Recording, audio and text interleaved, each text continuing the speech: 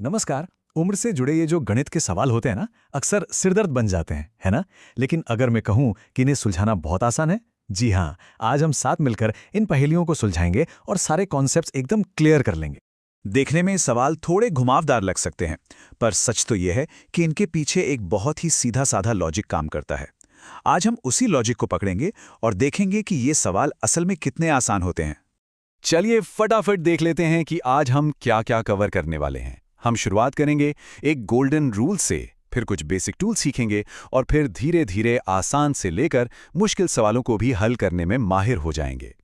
तो सबसे पहले और सबसे जरूरी कॉन्सेप्ट की बात करते हैं। इसे आप एक ऐसी मास्टर की समझ लीजिए जो उम्र से जुड़े लगभग हर सवाल का ताला खोल देगी। इस एक बात को बस गांठ बांध लीजिए। दो लोगों की उम्र का जो अंतर आज है, वो 10 साल बाद भी वही रहेगा और 50 साल बाद भी। ये कभी नहीं बदलता। यही है हमारा गोल्डन रूल, जिसका हम बार बार इस्तेमाल करेंगे। अच्छा, तो गोल्डन रूल तो समझ आ गया। अब कुछ और बेसिक चीजें देखते हैं जो इन सवालों को हल करने में हमारी बहुत मदद करने वाली हैं। ये तो खैर काफी आसान है। अगर किसी की 5 साल पहले की उम्र पता करनी है तो आज की उम्र से 5 घटा दो, और अगर 10 साल बाद की उम्र जाननी है तो बस 10 जोड़ दो। सिंपल।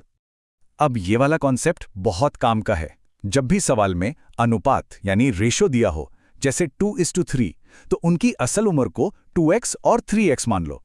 ये x लगाने वाला तरीका समीकरण बनाने को एकदम आसान कर देता है।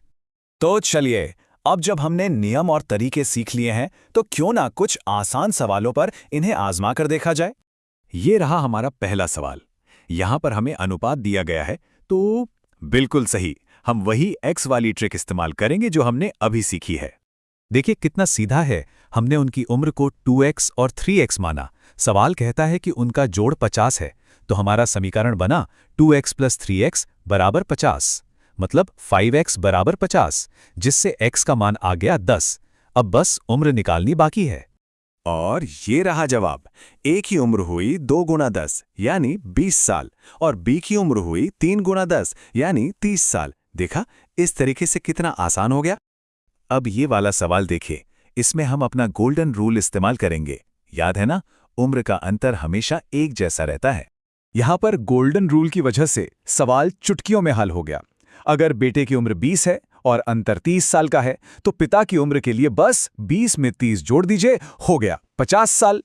चलिए अब लेवल थोड़ा बढ़ाते हैं। अब हम वो सवाल देखेंगे जहां समय के साथ साथ उम्र का अनुपात भी बदल जाता है।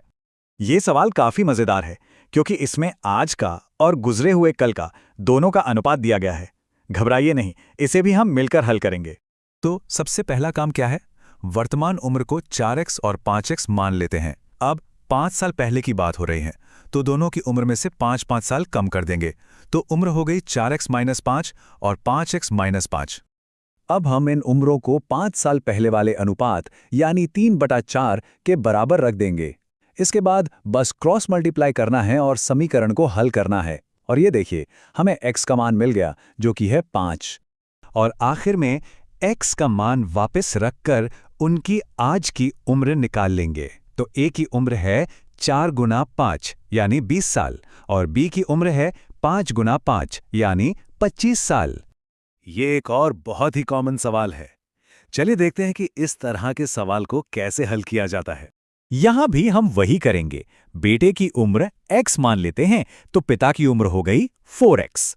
अब सवाल के हिसाब से 5 साल बाद पिता की उम्र यानी 4x + 5, बेटे की उम्र यानी x + 5 की 3 गुना होगी। बस इसी से हमारा समीकरण बन गया और इसे हल करने पर x का मान 10 आता है। तो x का मान 10 है, मतलब बेटे की आज की उम्र 10 साल है और पिता की 40 साल। तो हमने कई तरह के सवाल हल कर लिए हैं। चलिए अब जो कुछ भी सीखा है उसे एक आसान सी रणनीति में मदद करके देखते हैं। ये कुछ पॉइंटर्स हैं, इन्हें हमेशा ध्यान में रखिए। पहला, गोल्डन रूल, उम्र का अंतर हमेशा बराबर रहता है। दूसरा, अनुपात दिखे तो x का इस्तेमाल करो।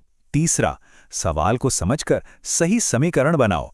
और चौथा, उस समीकरण को हल कर दो। बस ये चेकलिस्ट आपको कोई भी सवाल हल करने में मदद करेगी। तो अब इन पहेलियों को सुलझाने की चाबी सबके हाथ में है। अब किसी भी चुनौती का सामना करने की पूरी तैयारी है। तो अब सवाल यह है कि अगला कौन सा सवाल हल किया जाए।